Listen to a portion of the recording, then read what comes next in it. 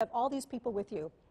So right across from the campus from me, there's also a huge watch party taking place with members of the Webb team.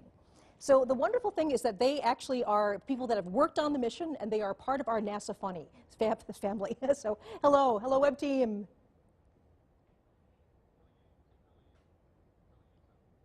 There they are, yes.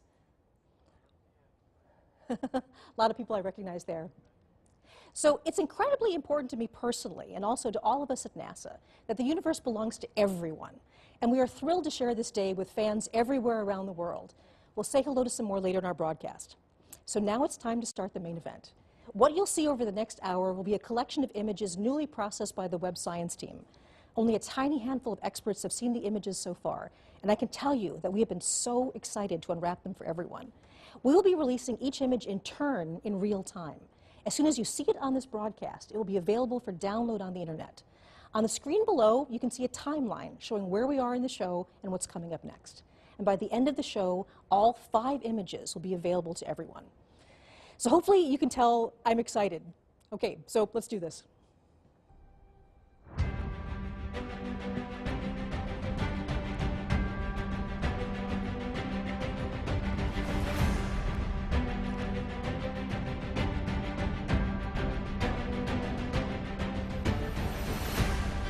Okay, we're going to release the first image right here at NASA Goddard Space Flight Center, Maryland, and we're just outside of Washington, D.C. NASA Goddard is home to the project office of the Webb Telescope, and the observatory portion of the telescope, the mirrors and the science instruments, were integrated and tested here before launch. So for many of us, including myself, seeing Webb come together bit by bit right in front of our eyes was an emotional and very inspiring experience. So it's kind of like a part of us was out there with Webb right now. A million miles away, part of our hopes and dreams are out there. So I'm joined now by Jane Rigby, the operations project scientist for the Webb mission. And she's a familiar face for people who've been following this before, so welcome, Jane. Hi, Michelle. Okay, so Jane, you not only get the honor of revealing the first image, but this actually got a little bit of a sneak preview. I understand there was a very select audience who's already seen the image. Yes, so last night, on behalf of the project, I had the privilege of traveling to the White House with the NASA Administrator Nelson and other senior staff to share our first image with President Biden and Vice President Harris. And it was really fun. Oh my gosh. They really geeked out. We had a closed-door session where we got to walk through all the images and just share the excitement, and they were so thrilled, and they got the profundity of what we're seeing. And so now let's do it. Okay, we've got the whole world watching. Are you ready to put the first image up? Oh, let's do it. Absolutely. All right, here we go. Okay, so the first image is a deep field, and it's also a deep field with a cluster. So why don't we walk through this just a little bit? So if we come up and look at this image, first of all, it's really gorgeous, and it's teeming with galaxies. And that's something that has been true for every image we've gotten with Webb. We can't take blank sky. Everywhere we look, there's galaxies everywhere. And so, you know, this image, as we're looking at it, what we're seeing is not just all the galaxies, but there's a cluster here. And so the cluster are all these white, kind of ethereal galaxies. We're seeing them as they looked back in time, right? The speed of light is only so fast. And so as we're seeing distant galaxies out in space, we're seeing them as they looked billions of years ago. So these cluster galaxies, the white ones, we're seeing as they looked about the time the sun and the earth formed.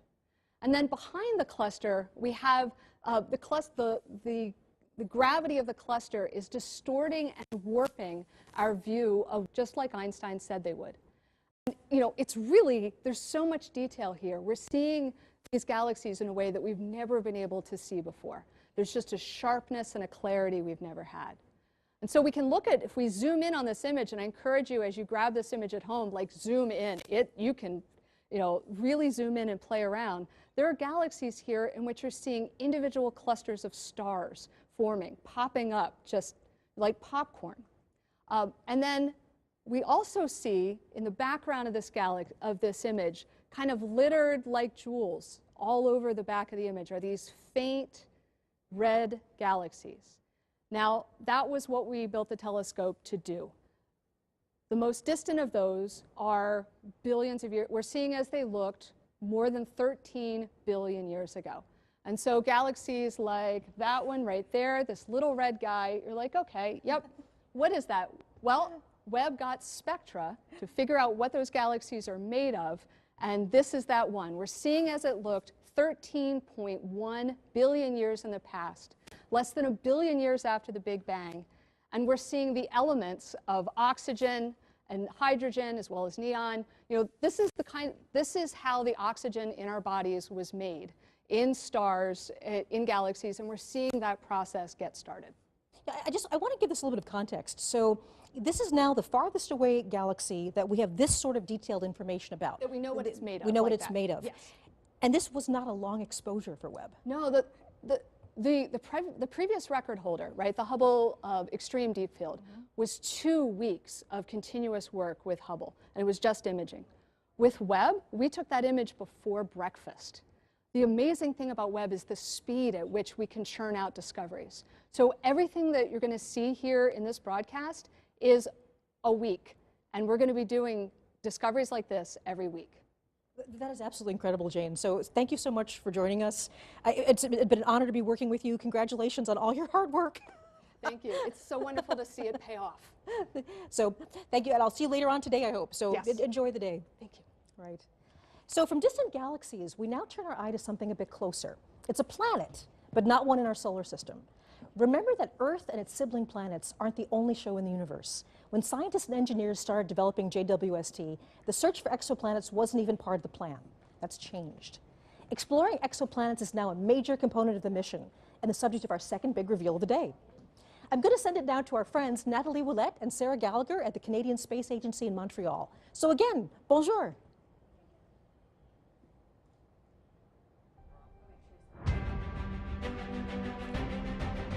I guess we're having a little...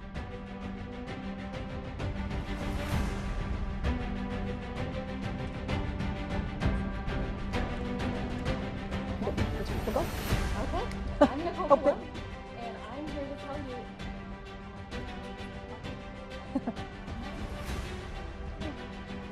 you... Sorry for the brief pause there. We're now going over to Canada.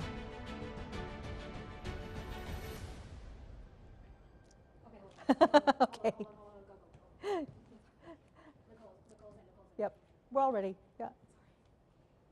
Okay, I apologize. We're having some trouble with the signal from Canada, but luckily for us, we have an exoplanet expert right here, just in case that happened. So this is Nicole Colon, and she's an exoplanet scientist at NASA, and we're going to talk about this amazing new result from a very hot planet, I understand about 1,000 light years away.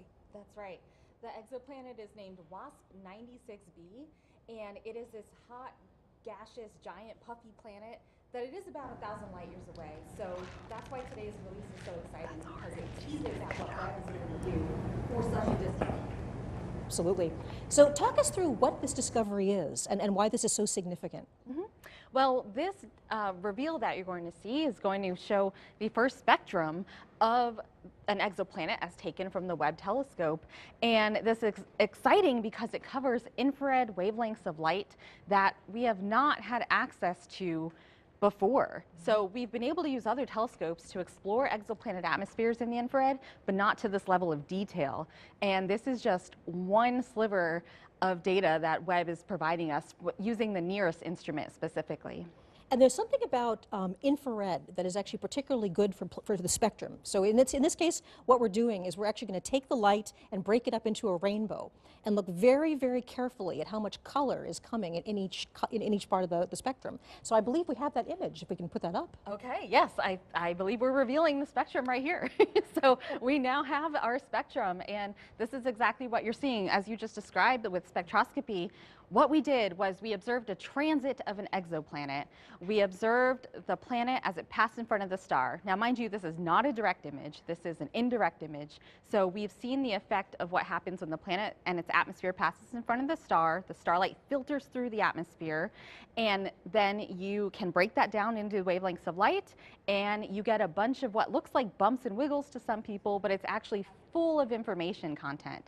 So you're actually seeing bumps and wiggles that indicate the presence of water vapor in the atmosphere of this exoplanet. So we have the spectrum up here. Is there anything you'd like to highlight particularly? Yeah, absolutely. So we have several features marked here. So I call them features. They're these what I just referred to as bumps and wiggles, but what you're seeing here is a telltale signature, the chemical fingerprint of water vapor in these atmospheres, in the atmosphere of this specific exoplanet. And the other thing we can tell actually is that there's evidence of clouds and hazes because the water features are not quite as large as we predicted. So we can take that and infer that there are presence of clouds and hazes. Right. Now, one thing that we really want to make sure people understand is with this particular planet, this is a hot world. It's actually closer to its star than Mercury is to our sun. And so we're not looking at liquid water here, but we're looking instead at sort of steam, water vapor. Yes, this is an exoplanet. It's about the size of Jupiter, about half the mass of Jupiter. It orbits around a sun-like star, but it does it every about 3.5 days. So it's extremely hot, extremely close in, nothing like our solar system planets. But that's okay, because what we're seeing is, again, the first exoplanet data from Webb, and this is just the beginning. We're going to start pushing down to further smaller planets and being able to take measurements just like this with the NIRS instrument that was built by the Canadian Space Agency, but also there's three other science instruments that will add to our knowledge in the infrared, as well as direct imaging modes along with the transit method. So there's a lot more to come. And I guess one thing we should mention is not only are we going to be looking at planets that are more like the Earth in the future, but we'll also be looking at planets in our own solar system. Absolutely, yes. We're going to have exciting data from planets in our solar system, from Mars outward, as well as asteroids and comets. So stay tuned for a lot more to come. Thank you so much, Nicole. Thank you so much for telling us about the spectrum, and I'll be seeing you later on today. So we have 3 more big image reveals, and with that, new and more exciting science. But first, let's take a look back at the journey that brought us to this moment. Celebrations like this one are only possible with years of hard work from a cast of thousands. When a new mission is being built, even the most enthusiastic space fans only get to see dramatic moments in its life cycle, the news and images that come out in updates and press releases. But that doesn't really give you the sense of the huge effort that goes on behind the scenes every day. The plans, schedules, and organization to keep everything moving forward really happens, for the most part, out of people's gaze. Webb started as an idea that took root at NASA Goddard. It grew first into planning teams, research projects, schematics, requirements. Then it began the long journey to become real with the development of new technologies, cutting-edge engineering, and finally fabrication, putting it all together. Let's take a brief look back at the visionary journey to how we all got here today. So today was the final closeout of the purge. Okay, guys, I can hear Rupa, It's but a pretty emotional moment to be in there and actually, you know, closing it up for the very last time, right? You know, you're the last one to touch this, and so that was the final operation. And once that fitting is closed out, there's no more touching of the vehicle. We're ready for launch.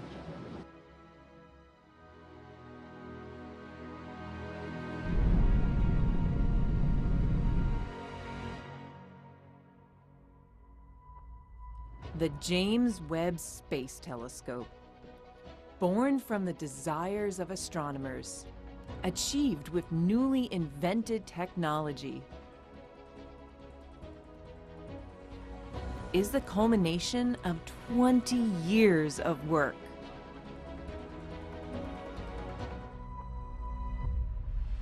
Humanity has unlimited questions about our universe. Engineering a way to investigate them requires enormous creativity. Webb has been a trade-off between engineering performance, what the astronomers want, risk. In fact, when we started 20 years ago, we were actually looking at an 8-meter telescope. Developing the most sensitive instruments. And testing, and more testing.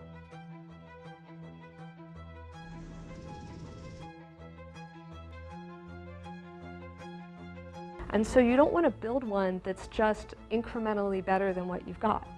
Because if that's the case, you would just observe longer on the telescope that you already got. And so every time NASA builds a new astrophysics mission, a new telescope, it needs to be way more sensitive, way more capable than anything we've ever built before. We all got together in that conference room and we played real time as the images came down from the spacecraft.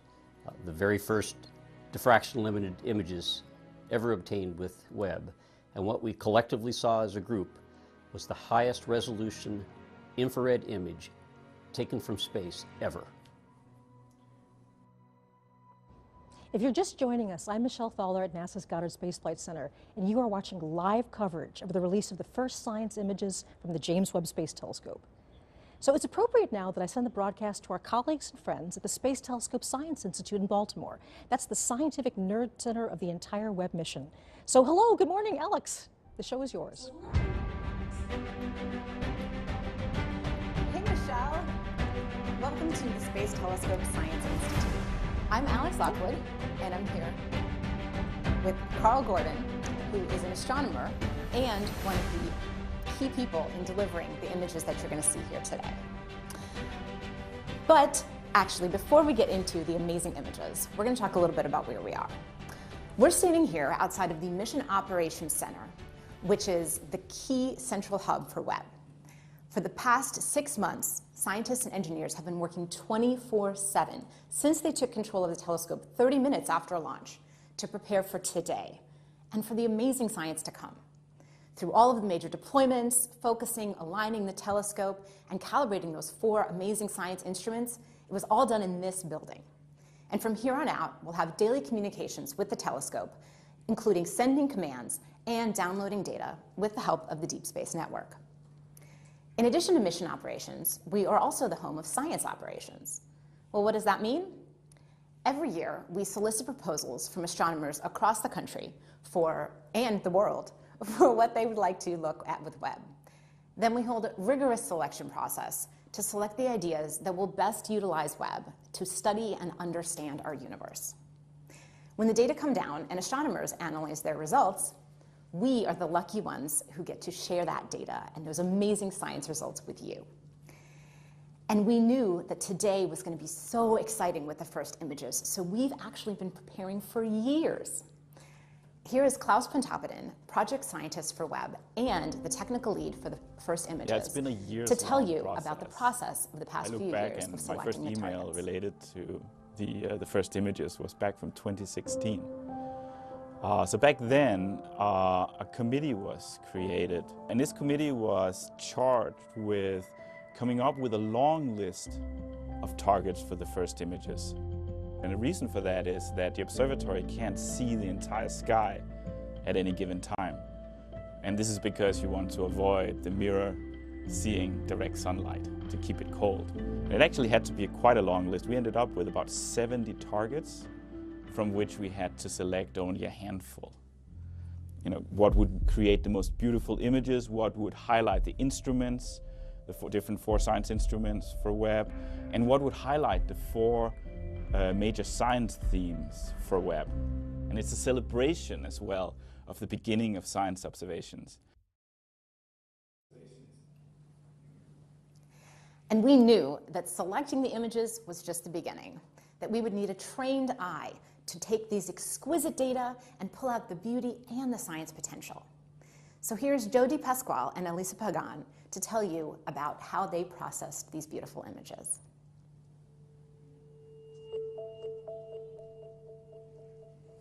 And they have it up downstairs. I think they missed some of that beginning one. We're basically translating light that we can't see into light that we can see by applying color like red, green, and blue to the different filters that we have from Webb. And the reason we want to color the images is because there's actually more that you can get, more information that you can get from the image if you see it in color. So it's a matter of picking and choosing filters and colors that enhance the details and the structure in the image itself. The shortest wavelengths of infrared light and assign those blue colors, and then move our way down to green and red as we go to longer and longer wavelengths. And then we additively combine those together to get our full color image. But there is a lot of aesthetics that are involved in this. Painstakingly going through and cleaning these images up with an attention to detail, a level of detail like at the pixel level in every image. So when I'm working on the astronomical data, it is this sort of marriage between art and science. When you're choosing colors for the filters, you really are trying to show the different details and the processes that are happening in the astronomical images. But at the end of the day, you want it to be very compelling. You want it to be very beautiful because space is beautiful.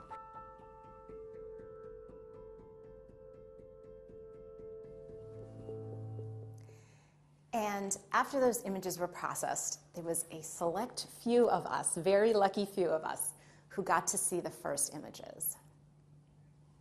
It's downscaled by a factor of 4. So it's just to make it a little more handy, so it's actually higher resolution. So we have a team of about 30 people who are producing these images, and we feel incredibly privileged to be the ones who are the first to see these science-like images. When we saw the first data come down of real targets, people were speechless and there were emotions, because we could see how amazing this observatory will be. The detail, the sharpness, the depth. And when we saw the first color images, we knew that we had a winner. And now, we are ready to see Webb's first image of a star dying, a planetary nebula called the Southern Ring. Let's do it.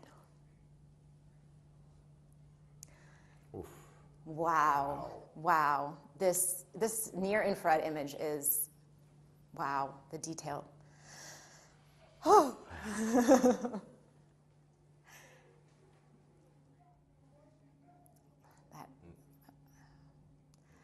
Wow, okay, well, here we are. We have a near-infrared image on our left, or on maybe your right.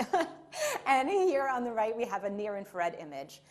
And so I'm here with Carl, our astronomer specialist. Can you tell us what we're looking at in these images? So this is a planetary nebula. It's caused by a dying star that has expelled a large fraction of its mass over in successive waves. Okay, so we actually see those waves in these images. Yes. Wow, wow. And so there's a lot of structure. Can you tell us a little more detail about what we're looking? Maybe start with this one on the left. Yeah, so in the NIRCam image, you see this kind of bubbly, almost foamy appearance throughout the whole nebula with some very structured shells. And this foaminess is showing up in orange mainly. And this is due to the molecular hydrogen that's newly formed in the expansion, just lighting up the gas and dust of this nebula. And then as we move inward, you see this kind of very blue haze in the inner region. And this is actually due to very hot ionized gas that emits well in the blue that's heated by the core, the leftover very hot core of this star. And what about these like rays that I'm seeing in this image? Right, so there's also rays in the outer regions that you can kind of see, and these are holes in the inner nebula that are actually allowing the central star's light to come out and kind of light it up like patchy clouds with the sun shining through. Wow, oh yeah, that's what it looks like. That's so cool. So you're actually a mid-infrared astronomer, which is different than near-infrared. And so what can you tell us about the details in this mid-infrared image? So it looks quite different in color, partly because we're seeing different kinds of physics going on here. So we're actually seeing in the blue, you see a lot of blue. The blue is actually due to hydrocarbon grains that are emitting very strongly in the blue for Miri. And they show the very similar structures to what we see in orange and NIRCam because the molecular hydrocarbon actually forms on the surface of dust grains. And so again, as we move inward, we see that the inner region is again hot ionized gas, but now it glows red because that's where it emits the strongest for Miri wavelengths. Okay. And then as we go into the center, we see kind of the surprise for us, which is we knew this was a binary star, but we effectively didn't really see much of the actual star that produced the nebula. But now in Miri, this star glows red because it has dust around it. So in Miri, we got to see both stars very clearly. Yeah, you can't see it in the first image really, but there's two stars there. So that's a fun surprise. And I think that there's another little Easter egg you want to tell us about? Yeah, so this was, the Easter egg is this kind of narrow filament up in the top that's radially aligned. You can kind of see it very clearly in the Miri image. It shows up as this blue structure. And it points very much to the central sources. So I thought, oh, this must just be a density enhancement in the outer nebula. I thought that very, very strongly, but other people on the team were like, no, it's a background edge-on galaxy. Well, I made a bet that said, no, it's part of the nebula. By the way, I lost the bet because then we looked more carefully at both the NIRCam and Miri images, and it's very clearly an edge-on galaxy with a dust lane and a bulge. So I lost the bet. Well, you lost the bet, but you got these gorgeous images, so I think it's a win for everybody. It's a win. Anything else you'd like to say today? I can't wait to see where we go from here.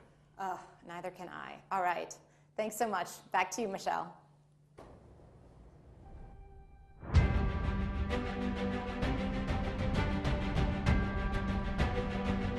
Thank you, Alex and Carl. And I have to say that image is absolutely spectacular. So as you know, people from all over the world are watching us today and joining in our excitement as we release Webb's first science images.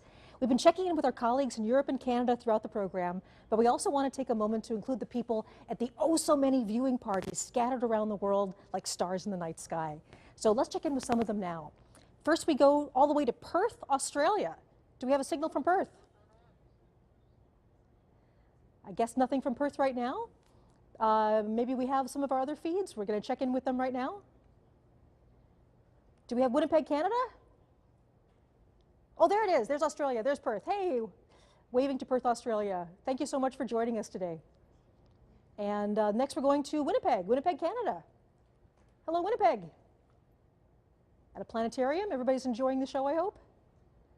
Okay, Dayton, Ohio.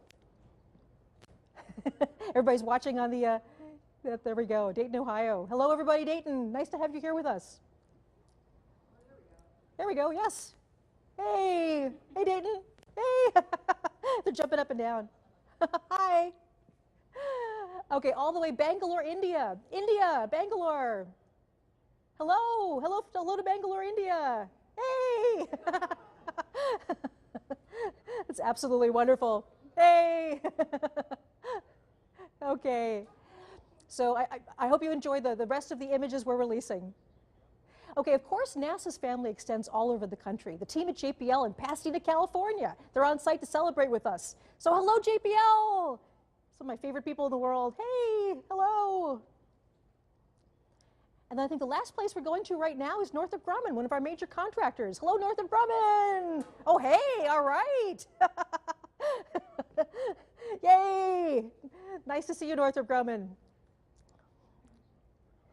All right, now there's also a big watch party right here on the NASA Goddard campus. Many of these people have worked on the mission itself, and we also have top NASA leadership and representatives from our government. So hello! Hello, watch party at Goddard. Yay!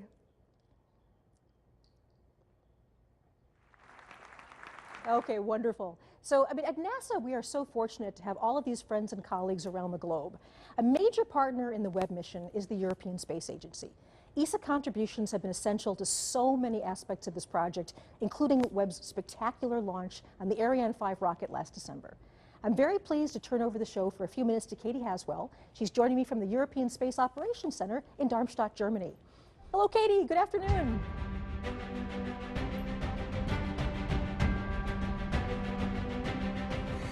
Thanks, Michelle.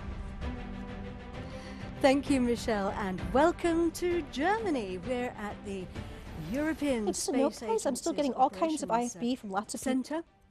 It's where the teams effectively fly the satellites. They're a little bit of a cross between air traffic controllers and pilots. We have lots of different control rooms here. This is the main control room, and as you can see today, it's not in use, so we've been lucky enough to move in here for today. I have two very special experts with me, both scientists from the European Space Agency. Giovanna Giardino is a near-spec scientist. Giovanna has been working on that for many years and lots to tell us about that. And Mark McCaughrean is a special advisor for space, for science and exploration. These two guys have been working on the Webb Space Telescope for a long time, so we're very grateful to have you with us. Thanks, folks. Great to be here. Pleasure. We are excited to reveal our image with you. But before we do that, we thought we'd give you a little bit of background, because we've come here today because these guys were the first ones to pick up the signal during the Webb launch, when Webb first launched. They run a system called S-Track, which is NASA's deep space tracking system, and they were listening out when Webb called home. And the controllers here have been looking after a whole very, very impressive list of missions since 1968. ESA has played a very, very important role during the for the Webb Space Telescope. They provided the launch on board the awesome Ariane 5 launch vehicle from the Guiana Space Center. The atmosphere in the Mission Control Center was electric, I can tell you I was there. They've also provided people. We have 15 ESA scientists working at Space Telescope in Baltimore, and also they have provided the infrared spectrograph, the near-infrared spectrograph, and also half of the MIRI instrument, which is the mid-infrared instrument. Let's take a look at those now.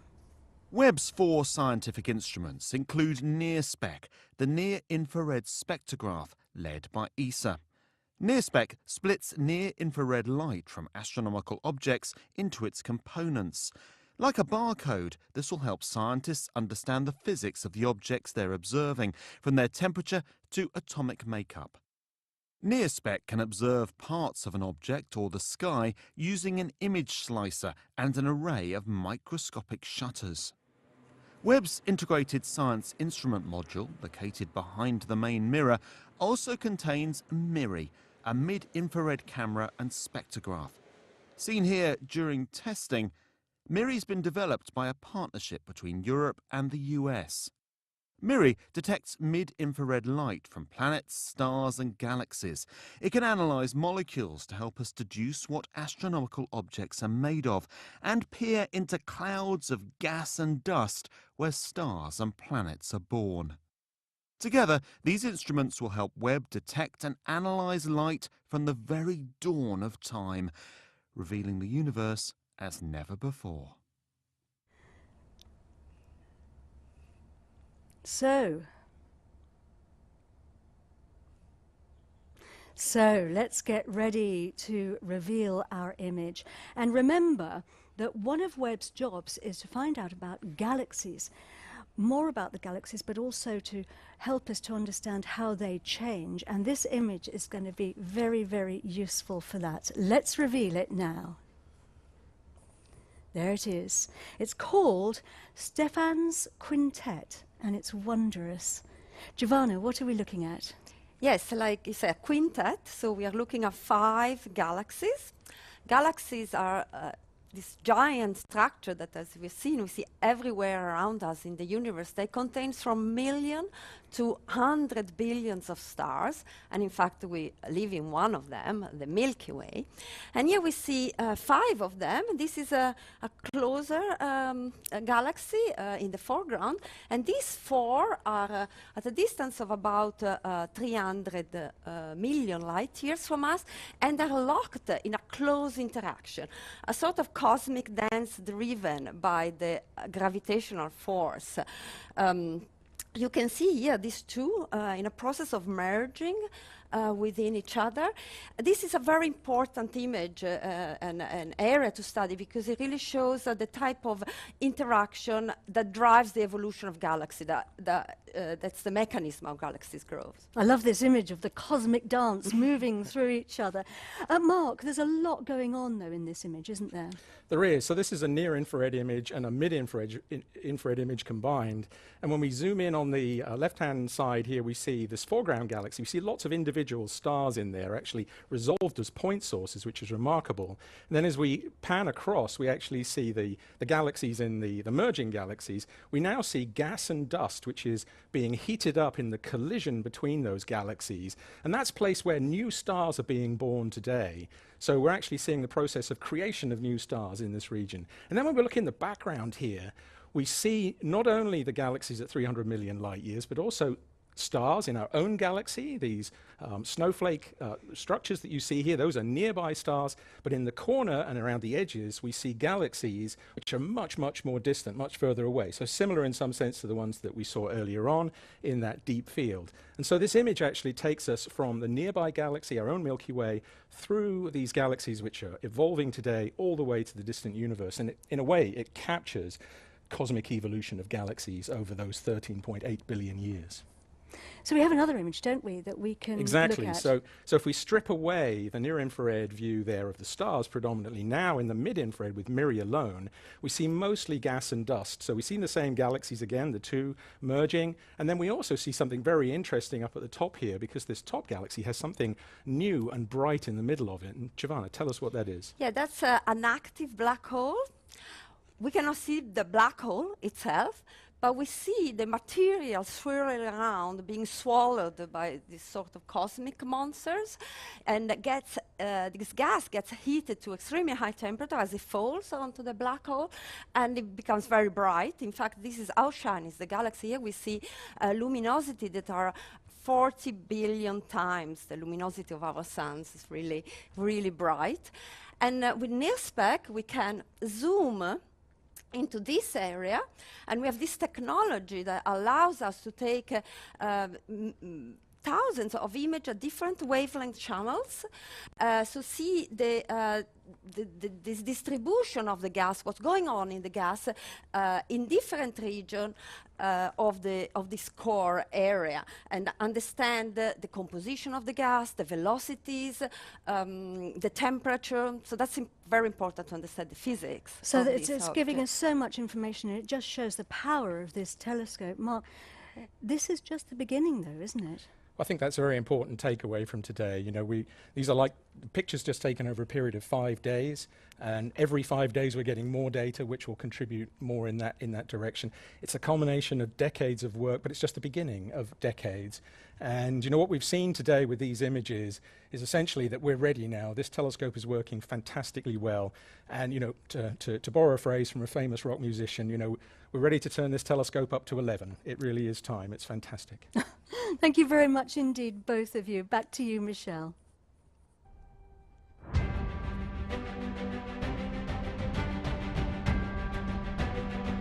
Thanks, Katie. It is so great to have you and your colleagues with us on this historic day.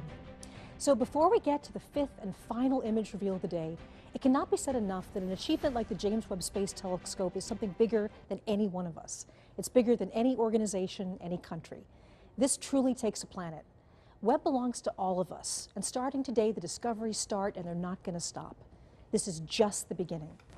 We've said several times throughout the broadcast that the Webb mission is about people, and during the construction of the Great Telescope, people started to see themselves in it, literally. Day after day, people visited the observation window at NASA Goddard, and looking through the glass, they snapped selfies of themselves reflected in the gigantic golden mirror. These photos are actual reflections of the enormous human investment and the emotional commitment that brought this mission to life. And now, years later, that mission is finally collecting light from the earliest days of the universe, all the way to worlds in our own solar system. It's the same mirror that reflected the many faces who see themselves as part of the journey to understand our shared origins. Let's stop for a moment and appreciate the people behind Webb.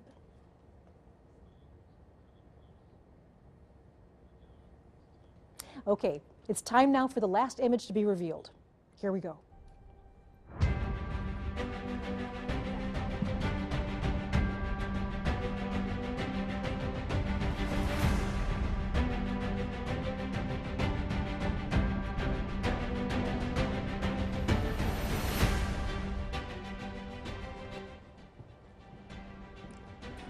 So Amber Strawn is Webb's deputy project scientist. She's here with me today to share the final big reveal of the day.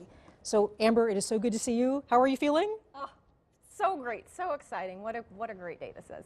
Yes, so one of the things that we're going to do is before we get to the final image, the James Webb Space Telescope has taken us all over the universe today. So let's do a quick review of where we've been so far. So Jane Rigby got us rolling today with an extraordinary new deep field image, showing us one of the farthest views of the universe ever. Yeah, this image really does demonstrate that JWST can do exactly what we've designed it to do. Yes. And the Canadian Space Agency then took us to the massive planet WASP 96b, where the team has detected evidence of atmospheric water. And here again, we're seeing the incredible efficiency of this observatory. We're able to do these kind of measurements in a fraction of the time that we're able to before. And then we zipped up the road from NASA Goddard to the Space Telescope Science Institute, where Alex and Carl showed us the exquisite Southern Ring Nebula, a mixing bowl of stellar matter around a pair of dying stars. Yeah, and I'm just blown away by the level of detail we can see, like in the outer part of this nebula. It's incredible. Wow. Okay. After that, it was off to Germany, where the European Space Agency wowed us with pictures of galaxies interacting and mixing together. Right, and this image, again, it's incredible because it's showing us one of these fundamental processes of the universe, how galaxies merge together, and we're able to learn about these processes in a brand new way.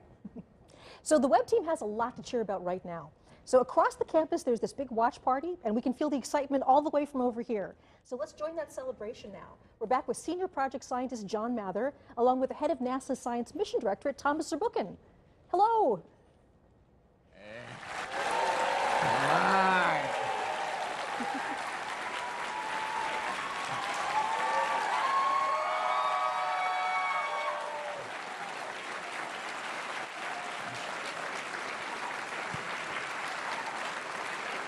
So, John, we looked around the world and we're the only ones with a cheerleading crew right over there. That's amazing. Look, you've been with this mission for decades.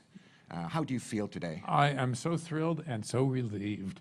This was so hard, and it took so long. It's just impossible to convey how hard it really was.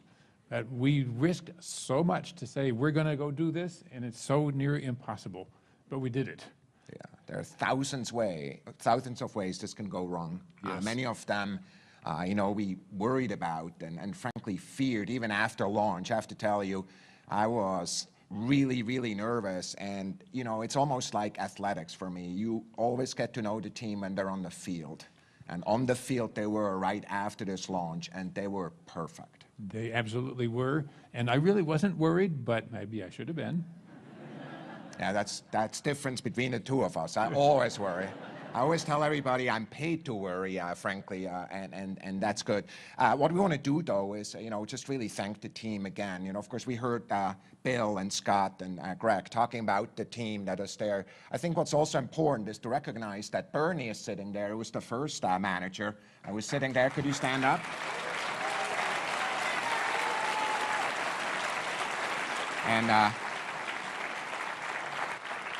And I want to mention that Phil Sabelhaus, who was a manager also during that time, is no longer with us, but his heart is with us today. Yeah. I have to tell you, John, after each one of these milestones, I called a lot of people. I called Bernie, for example, and I called people who had my job and people who are administrators, because there's many of them. And I just wonder how you feel about the team. Just give you the word here. I am just so thrilled that we had a privilege to assemble such a brilliant team. We drew from the best of the best, and here we are.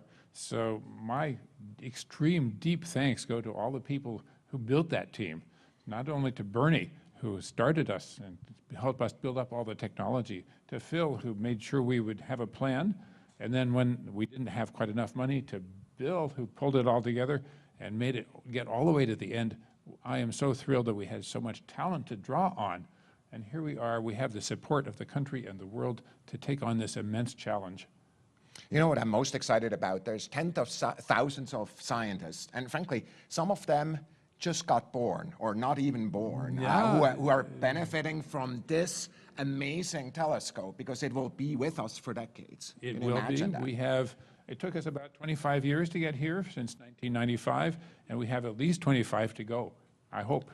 So look, we are in a sense of these images, the art that is out there in the sky, revealed for the first time. We're thinking of the team and we're thanking them. John, thanks to you, thanks to all of you, and back to Michelle.